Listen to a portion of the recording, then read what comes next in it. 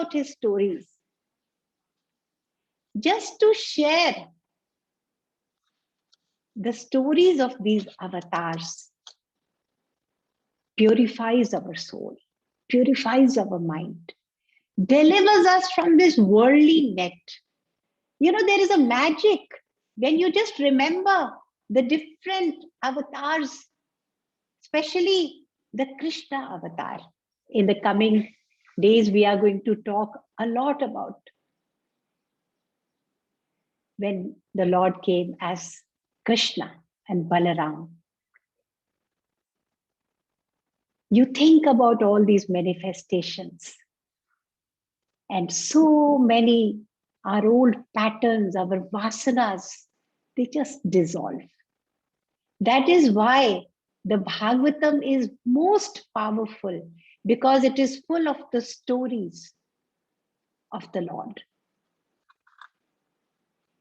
So thinking that Kali Yuga has this beautiful quality, Parikshit allowed Kali Yuga to remain. So Kali Yuga is there.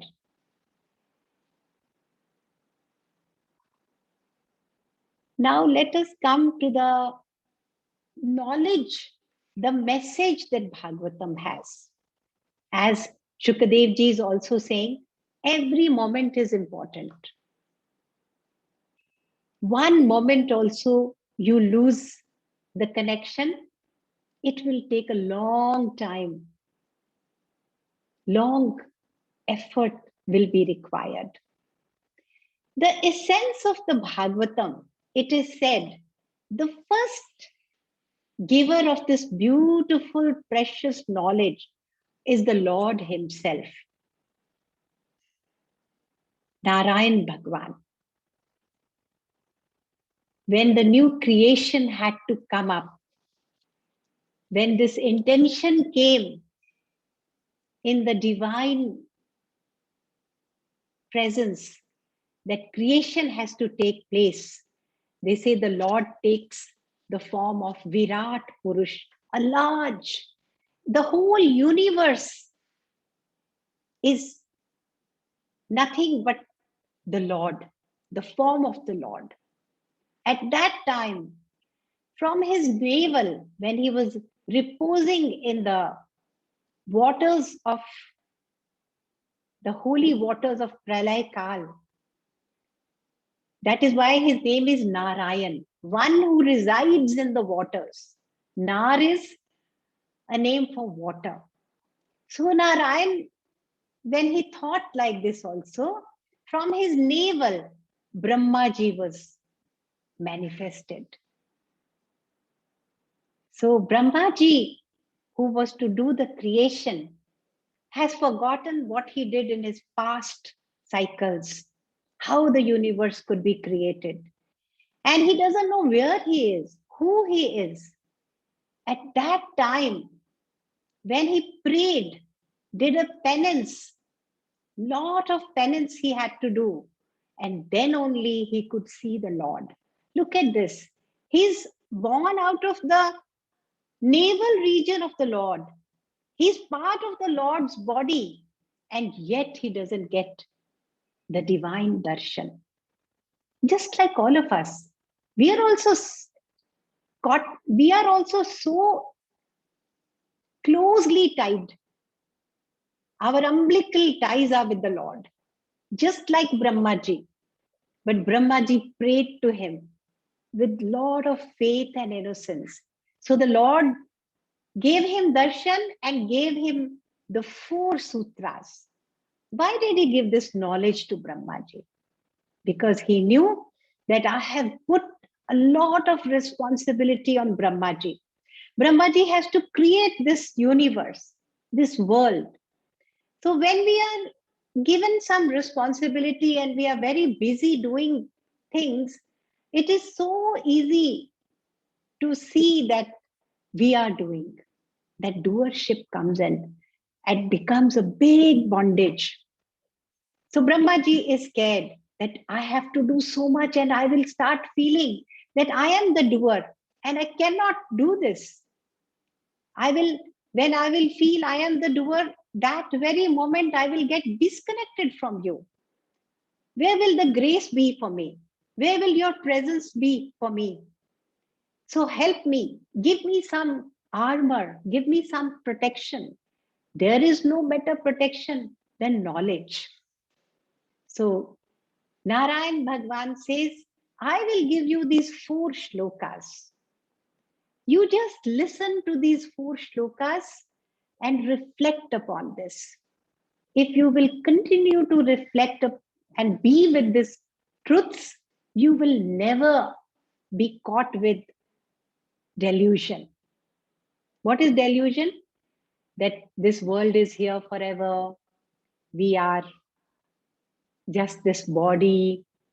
We identify ourselves with our limited lives. So to protect Brahmaji from delusion, 4 sutras have been given.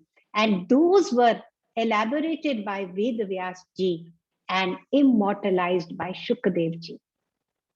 So Narayan Bhagwan says, the first shloka, he says, when the creation was not there, I alone am there.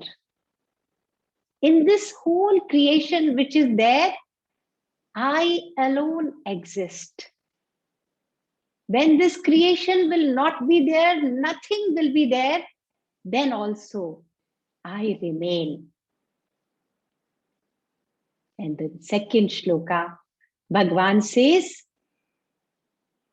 it is an irony that only I exist, but nobody can see me.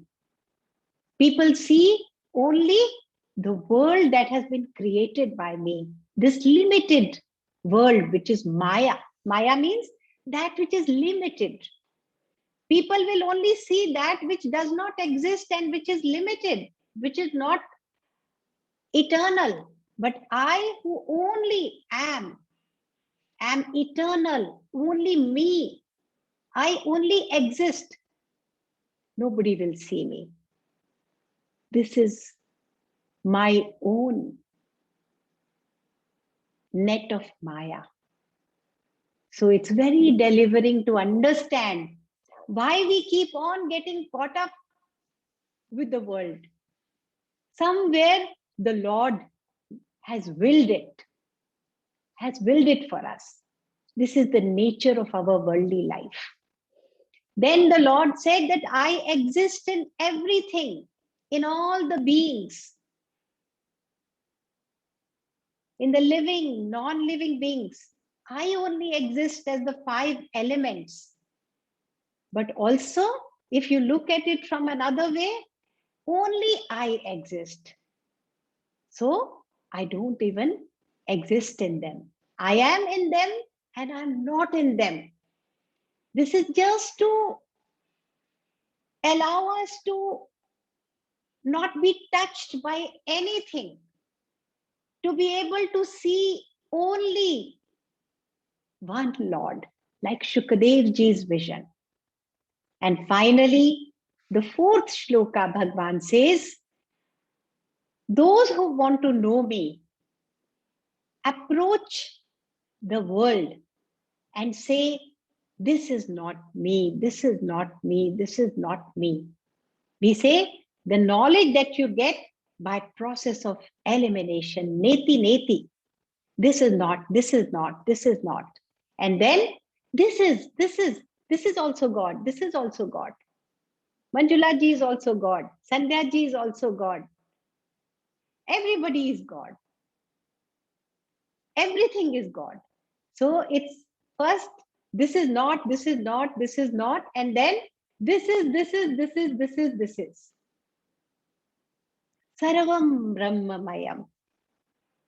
It's a beautiful prayer and offering. It's the highest state of enlightenment when somebody experiences the Brahma, the Brahman, the divinity everywhere, in everything. There is no higher offering to the Lord than seeing the Lord in everything, everywhere. So Brahmaji was given this beautiful knowledge of the Bhagavatam, which he then shared with Naradji. Naradji is Manas Putra, one who carries forward the knowledge. So Naradji shared this knowledge, as we have already heard that beautiful story of Vedavyasji, to inspire him, to give life back into his being, Vedavyasji. And Vedavyasji taught the Bhagavatam to Shukadevji. And Shukadevji, once he heard the Bhagavatam, never left the Bhagavatam.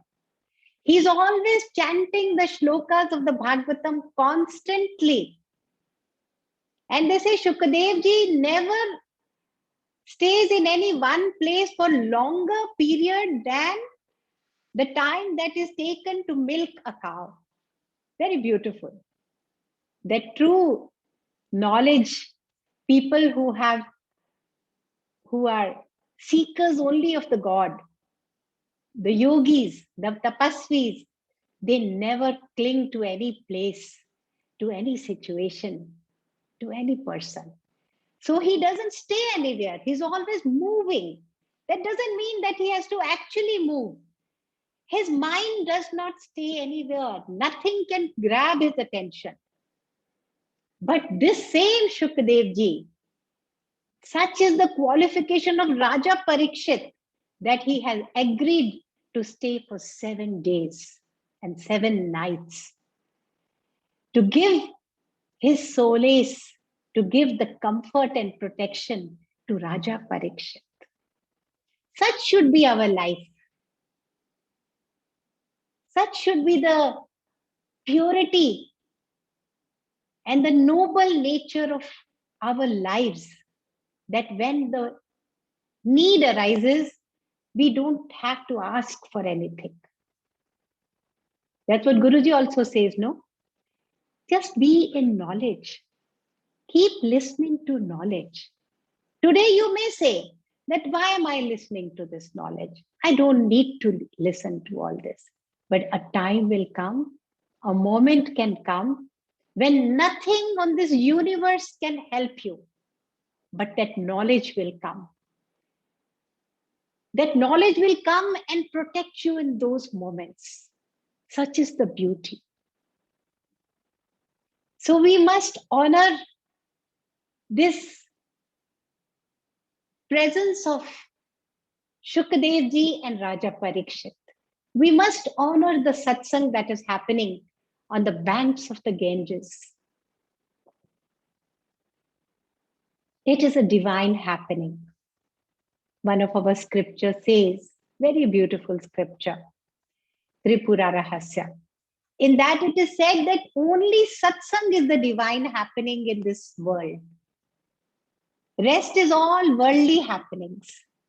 But whenever you get the moments of coming together in satsang, those have come from the divine. That only comes with the divine blessing. So blessed are we. So blessed are we.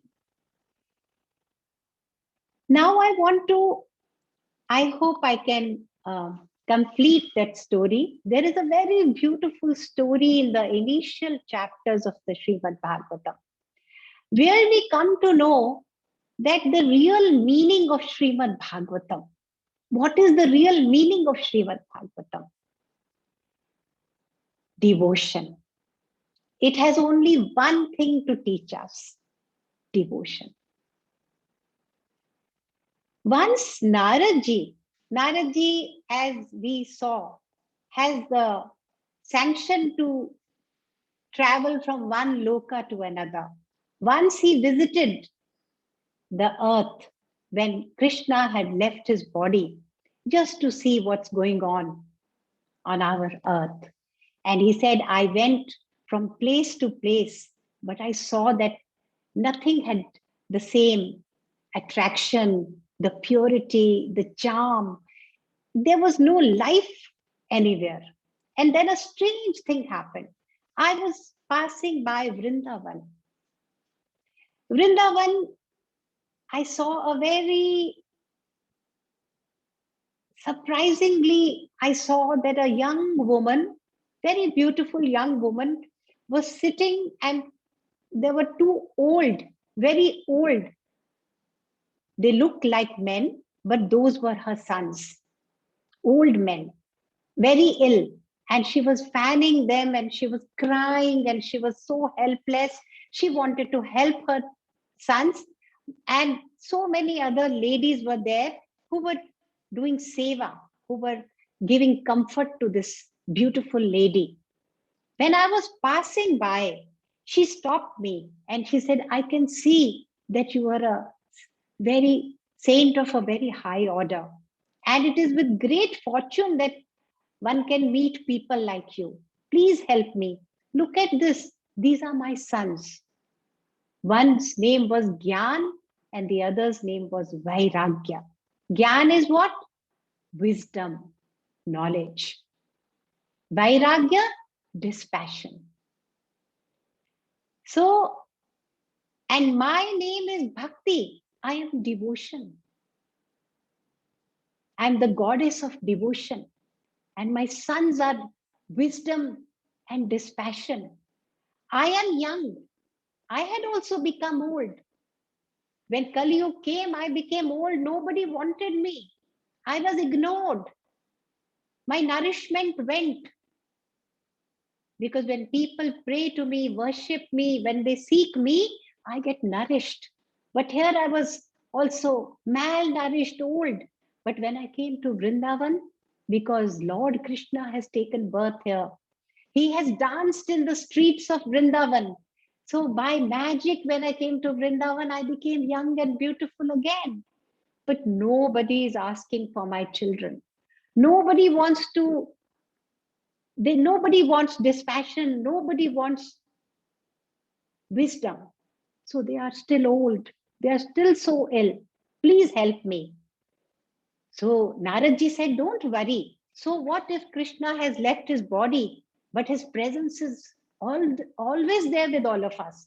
He can never leave us. Just remember Krishna and we will help your son. So he went to them, started speaking, chanting the Gayatri mantra in their ears, telling them, wake up, Veda Dhvani. He spoke many things. He chanted many things from many scriptures. But they would little bit try to wake up and then again go back in their slumber. Now Naradji was very surprised. He asked many saints and sages. There was no one whom he did not consult. Then suddenly he heard a voice. Again the divine spoke to him. He said, the solution to the problem already exists. And the sages, you will meet some saints who will guide you for this. So once when he was walking and finding solution to the problems of goddess of devotion, he met Sanakadik rishis. We are going to have many stories connected to these four rishis. They look like 5-year-old, but they are the oldest in the planet. They are the oldest people of the planet. And they look only 5-year-old, and they're always singing Hari Sharanam, Hari Sharanam, Hari Sharanam. They are surrendered to the divine. They have no questions, they have no conditions, they have no desires. They're just totally surrendered. That is their mantra. That is their prayer, and that is their mantra, which keeps them so innocent and so young and so pure. So the rishis told Naradji that we are surprised you are asking us about the solution. You have given 4 shlokas to Ved Vyasji at one point of time. Are you forgetting? And he has written the Bhagavatam. So you have to narrate the Bhagavatam. And these boys will come back to life. And the goddess of devotion, Bhakti Devi, will also be again established in everybody's hearts.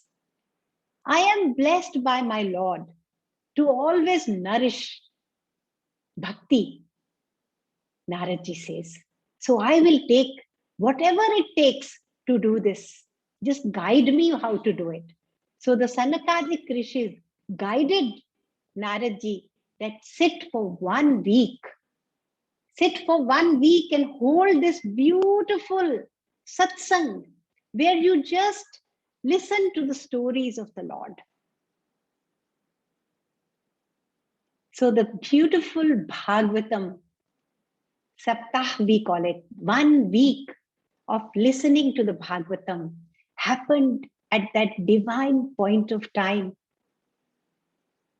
for the benefit of all humanity. So that again, although Kali Yuga had come, we could restore devotion, wisdom, and dispassion in our lives. If this is not there, you can have all the wealth, all the achievements. They are nothing. A point of time comes in our lives, all of us have experienced. If we don't have devotion, dispassion, and wisdom, nothing will help us. For some years, the worldly things do become comfortable for us. But this is the ultimate comfort for all of us. So this Bhagavatam was narrated. And when Bhagwan, when the Lord in Vaikunt saw how devoted people were listening to my stories, and very soon, the moment the Bhagavatam started, Bhakti Devi came. The goddess came in her youthful, beautiful persona, along with her sons, chanting and singing into the Bhagavatam satsang.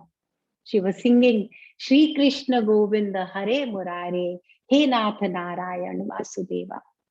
Shri Krishna Govinda Hare Murare, He Nath Narayan Vasudeva. So she was singing this in total devotion, and the whole gathering over there was charged. Their batteries were charged with devotional fervor, and they all started singing and dancing. Somebody asked, "Who is this lady? From where has she suddenly come?" So it was told to them that she is the meaning of this scripture. She has arisen out of the words of this scripture. Whenever you will touch this scripture, the words of the scripture will bring forth devotion. And while they were listening, her sons, they became robust and healthy. And the Lord came to see this beautiful happening, how people can help themselves.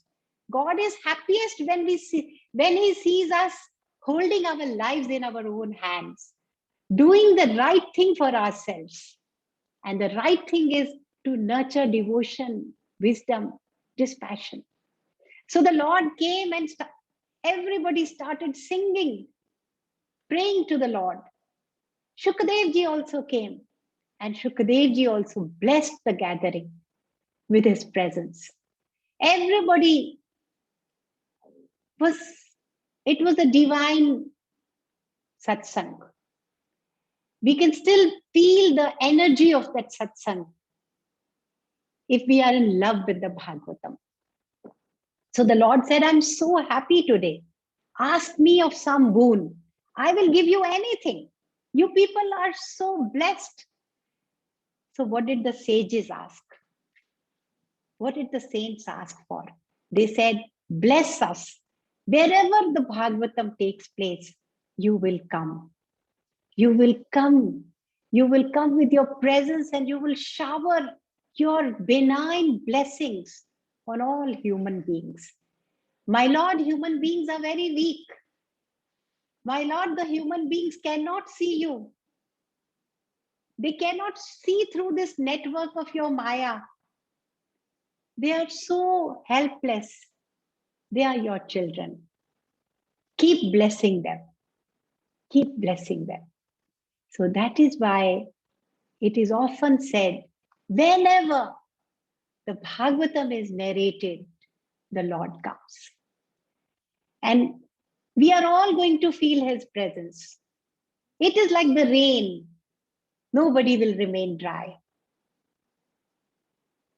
It's a promise that God has given to all of us.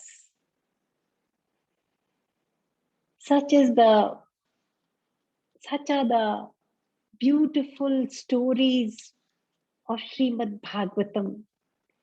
Then Bhakti said, after the Bhagavatam week was over, now tell me, where do I stay? So Narad Ji and the Lord himself blessed Bhakti, that those who take my name, you reside in their hearts. You just be available to them.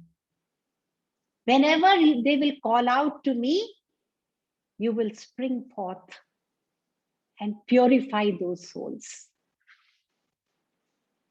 So that is the real message of the 4 shlokas, the essence of Bhagavatam. The God, divinity is everywhere. It is because of the divine plan that we may not see him.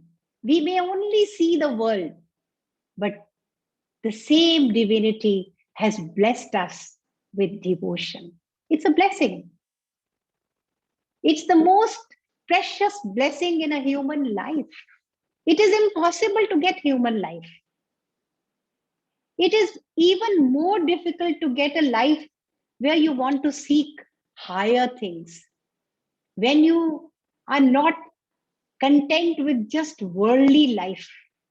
Everybody doesn't feel that. So many people in this world, the whole world, if you look at, so many of us just content with our daily life, waking up and living like a dream, living in a dream, fantasizing things, bringing them to so much larger than life for ourselves. Oh, this is so big.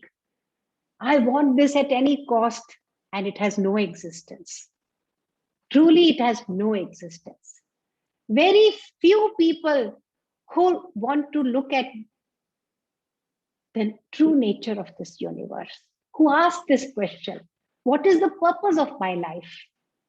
And even the rarest of such knowledgeable people, even the rarest of rare, are blessed with devotion. Devotion to the Lord. And the devotion can, once you are on the path of devotion, you are never led astray. There is a path of yoga. There is a path of knowledge, wisdom, where if you lose your touch, if you lose your commitment, you can have a downfall.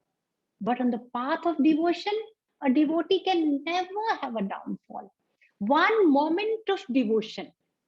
Guruji says in your satsang, if you're sitting and in one split second, you get a small wetness also in your eye, not even a tear.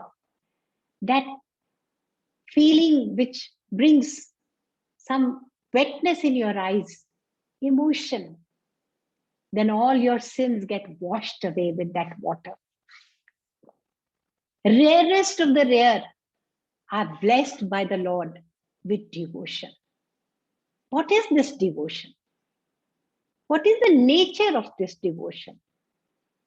Again, we can see this is not devotion, this is not devotion. That way we can try to understand what is devotion.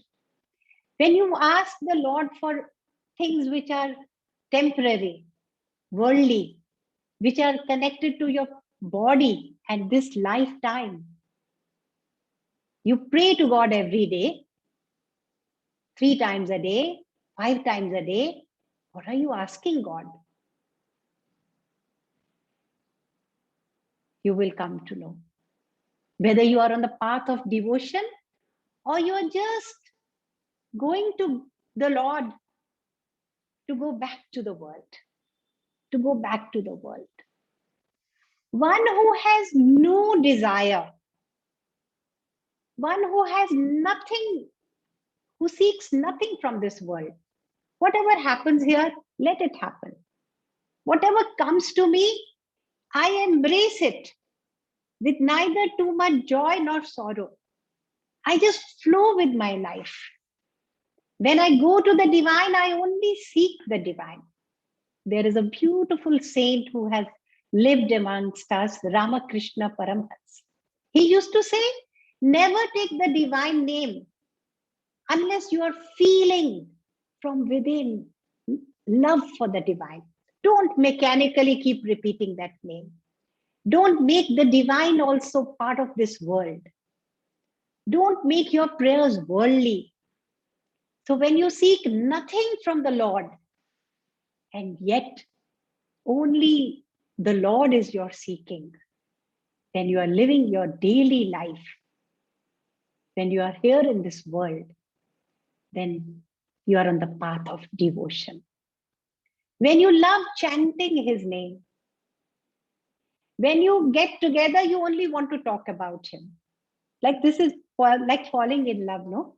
When somebody falls in love, that person will only talk about the person whom he's in love with. You go and meet some grandchildren, grandparents who've had small baby in their house.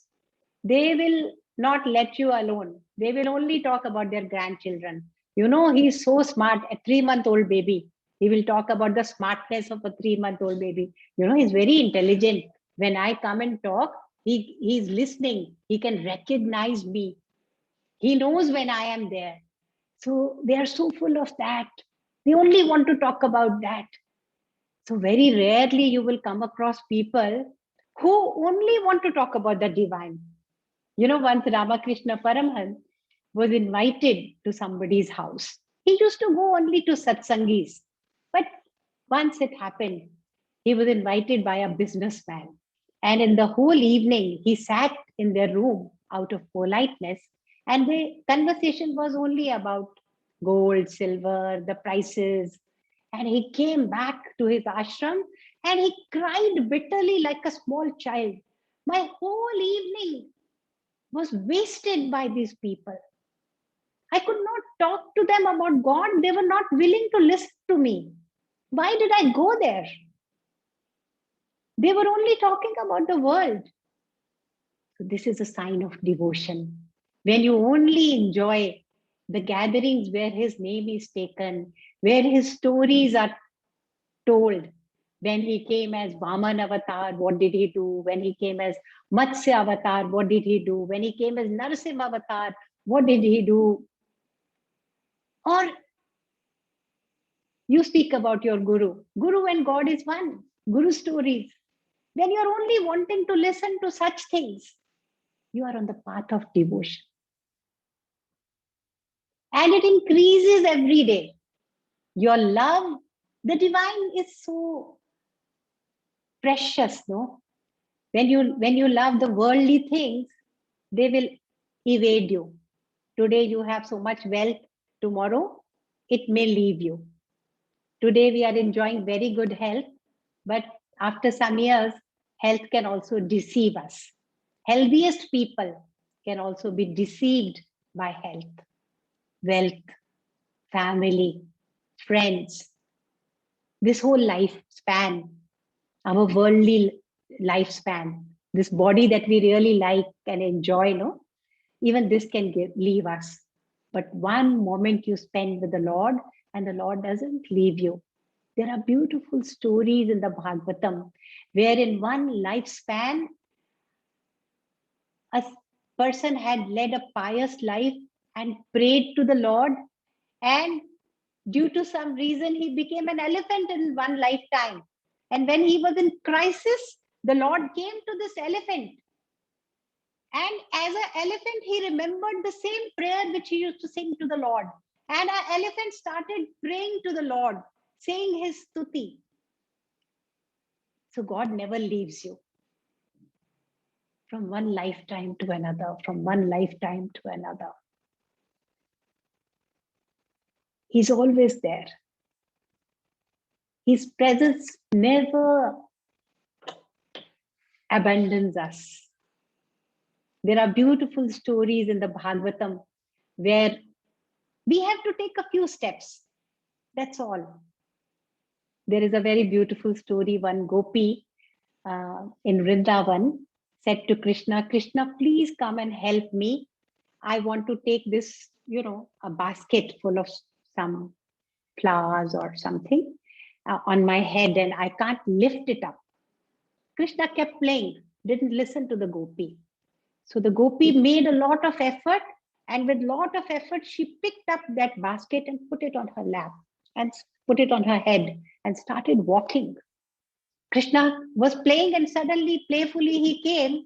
And when it was time to put the basket down, he jumped and took the basket and put it down for the gopi. So all Krishna wants is to just take a few steps towards, like I said, that this beautiful satsang happened, and the Lord was so happy that they now are on the right path. They know what to do. So when the gopi made this effort, Krishna comes running and takes away the burden. He runs to us. You take one step and he takes 10 steps towards you. But rare are those people who feel the devotion. So Bhagavatam is also full of stories of such devotees. For me, I have seen, when I listen to the life of a saint, when I read about the life stories of these devotees, it really purifies me. It nurtures me like nothing else. So Bhagavatam is full of the stories of the devotees also. The devotees are no less than the divine. Divine exists because devotees are there.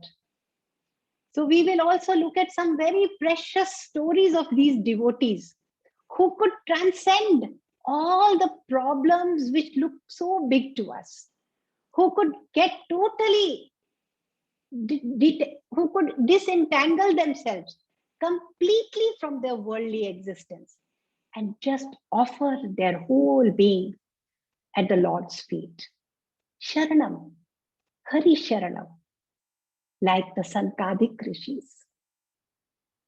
So I think it may not be possible for us to take a new story now, and tomorrow I come back from my box of stories from the Bhagavatam, and I look forward to meeting you all again. So what is the take back today? The time may be challenging. We may see too much negativity around us, but the Lord is still there. All we have to do is take the name, chant the name, chanting the name.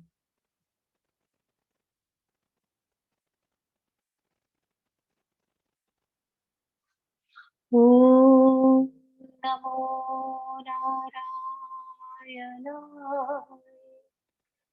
Om Namo Narayana. You all want to join me? Om Namo Narayana. Om Namo Narayana. Om Namo Narayana. Om Namo Narayana. Om Namo Narayana. Om Namo Narayana. Om Namo Narayana. Om Namo Narayana.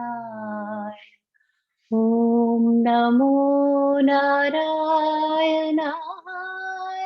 Om Namo Narayana. Om Namo Narayana. Om Namo Narayana. Om Namo Narayana. Om Namo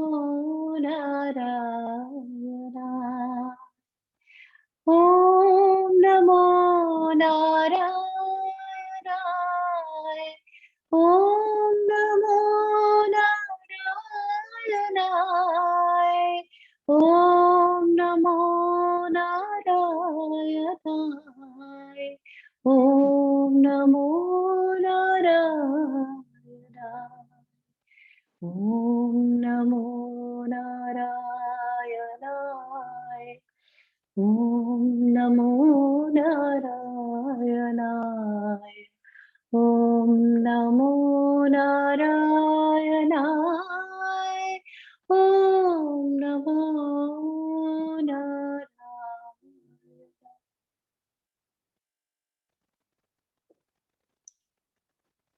Om Sahana Bhavatu.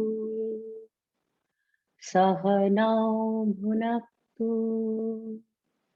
Sah Viryam Karvavahai. Tejasvinavadhitamastu.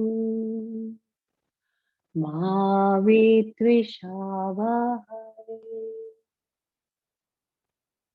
Om Shanti Shanti Shanti.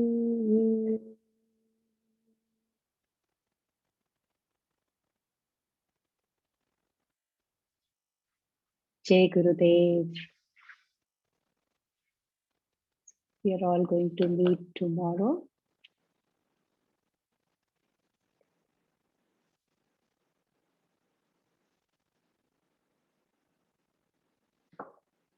Thank you so much, Didi.